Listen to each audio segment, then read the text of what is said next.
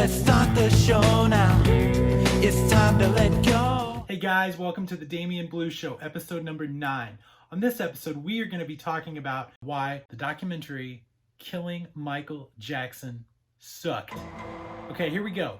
Reason number 5. Well, hold on. In case you didn't know, Killing Michael Jackson is a 2019 documentary film directed and produced by Zigzag, focusing on the death of singer Michael Jackson. The documentary features Orlando Martinez, Dan Myers, and Scott Smith, 3 detectives who were involved in the initial investigation of Jackson's death. They each share information about the case and offer opinions. The film was picked up by Discovery for its channels in international territories. The film aired on Bounce TV on September 7, 2020 in America.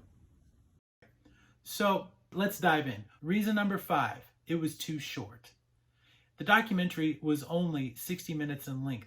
With commercials, that made it less than an hour. A documentary, by definition, is about presenting a record of facts. That is really tough to do in an hour, let alone in less than an hour. This documentary was way too short. It deserved to be longer if it was really going to tell the true story of what happened when Michael Jackson died. Reason number 4, the interviews were bad. It would be one thing if they had consistently good interviews in this short documentary. Unfortunately, they did not. The interviews themselves had no depth. It was a lot of speculation, and the facts it did offer, the documentary would cut, and it'd be really jarring, and you wouldn't even get to hear the full point that the presenters were making. The interviews were bad. They should have been conducted better. Reason number 3. Everything from the title of the program itself to the contents of the program were all about getting eyes on the show. It wasn't about the purpose of a documentary, presenting a narrative based on facts.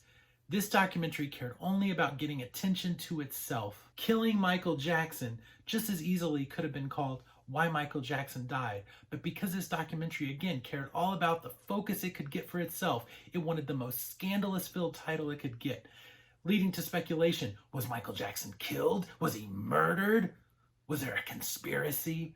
When in reality, they just could have presented the facts that happened on June 25th, and it would have been a much better, much more factual documentary, no speculation involved. Reason number 2, no Michael Jackson music. How in the world are you going to do a documentary about the day the King of Pop died and not have his music?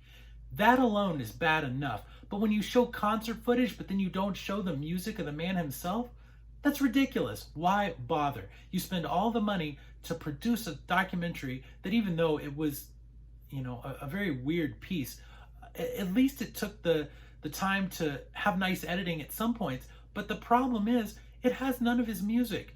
You are totally losing part of his legacy in doing that, and it defeats the whole purpose. Why bother? To quote Dave Chappelle, he made Thriller. Thriller! Reason number 1, it had an agenda. As we talked about earlier, a documentary is supposed to be rooted on facts, and that's fine. But the problem with this show was, while it had facts in it, it had an agenda that was very clear the more the program went on. Before we get into that, let's look at Leaving Neverland, Dan Reed's hit piece. As bad as it was, with all the flaws that there were, and there were many, believe me, flaws and inaccuracies, that's a topic for another day. The problem and the reason why Killing Michael Jackson sucked, and what made it even worse in my opinion, was that it wasn't on Front Street about what it was trying to do. It presented itself as, hey, we're going to tell this story about why Michael Jackson died.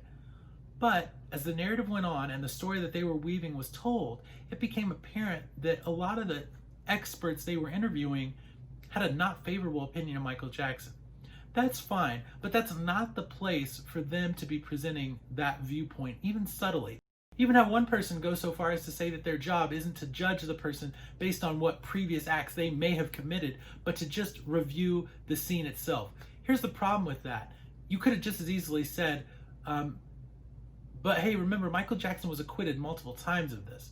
No, didn't bother bringing that up. The same way you want to imply Michael Jackson's guilt subtly, you should have just as easily offered the counter to that.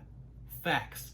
And you also could have interviewed people that saw him the day he died that had good things and positive things to say about him to counter that. There's many people on record that would say Michael Jackson was not guilty of those things. Heck, I worked for Michael Jackson for the last 5 years of his life. I could have told you what a generous person he was, but you didn't bother interviewing people on both sides. You just wanted to fit that subtle, sneaky narrative in there. That's what made this documentary bad, dangerous, and ultimately why it sucked. So my review, don't watch it, don't bother. If you want something of Michael Jackson's to watch some of my Michael Jackson videos on my channel, or go watch a Michael Jackson music video. What were your thoughts on killing Michael Jackson? Did you like it? Did you hate it? Leave your comments below. Please like, please subscribe. I'll see you next time, guys. Thank you for watching.